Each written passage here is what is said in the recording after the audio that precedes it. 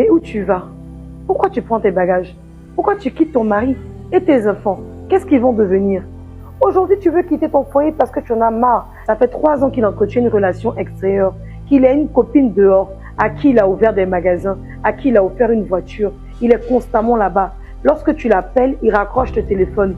Quand il rentre à la maison, que tu lui poses des questions, il se met en colère, il t'insulte, tu es désespéré, tu es fatigué, tu veux partir, mais je te dis, tu vas où, ma soeur? Ma soeur, ressaisis-toi. C'est toi qui dois prier pour ton homme. Ressaisis-toi parce que ce n'est pas les échanges de paroles ou la communication, comme on le dit souvent, qui va changer quelque chose dans ton couple. Pendant qu'il va de l'autre côté et que la fille est en train de porter les dangereux strings, qu'est-ce que toi tu fais? Tu es découragé en train de pleurer avec les grosses bâches. Tu es là, tu es couché. Même pour te mettre un peu de crème sur le corps, tu ne peux plus. Même pour prendre soin de tes cheveux, tu ne veux plus.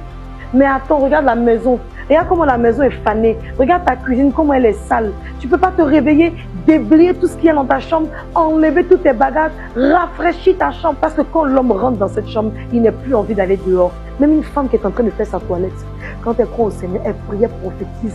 Seigneur, fasse que mon mari puisse être à l'aise quand il rentre dans ma source divine, qu'il puisse se sentir bien, que ce soit un endroit chaud qui puisse le réchauffer. Seigneur, je déclare. Et puis, afin de porter caleçon vert, un soutien bleu, tout ça, il faut arrêter. Il faut commencer à te donner un genre.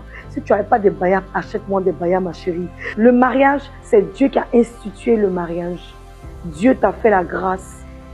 Actuellement, il y a combien d'hommes dehors qui attendent des femmes célibataires? Il n'y en a plus beaucoup, ma chérie.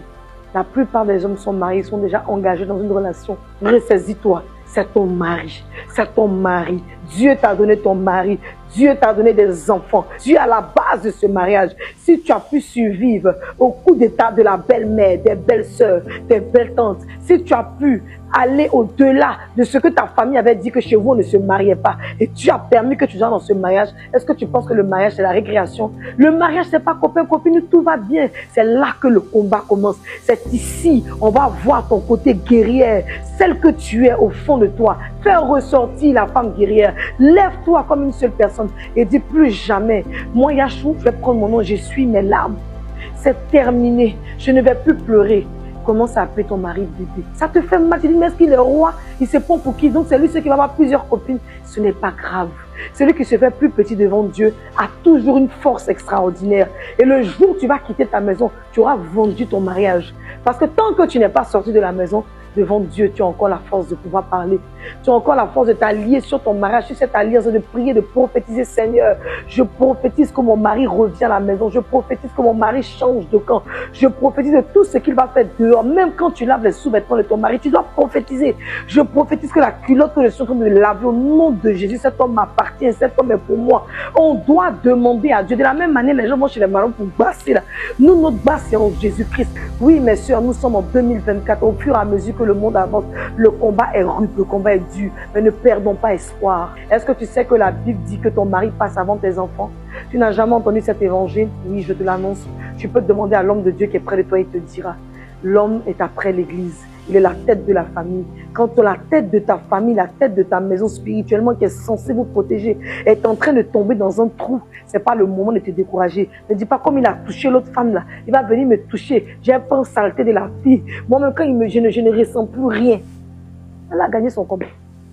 Alors j'ai été très heureuse de pouvoir vous partager ce beau message qui me tenait à cœur et je pense que depuis chez vous, si vous l'avez reçu, ce n'est pas un hasard.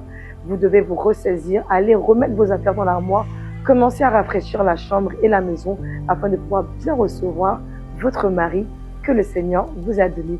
On se retrouve pour un prochain numéro avec un autre message.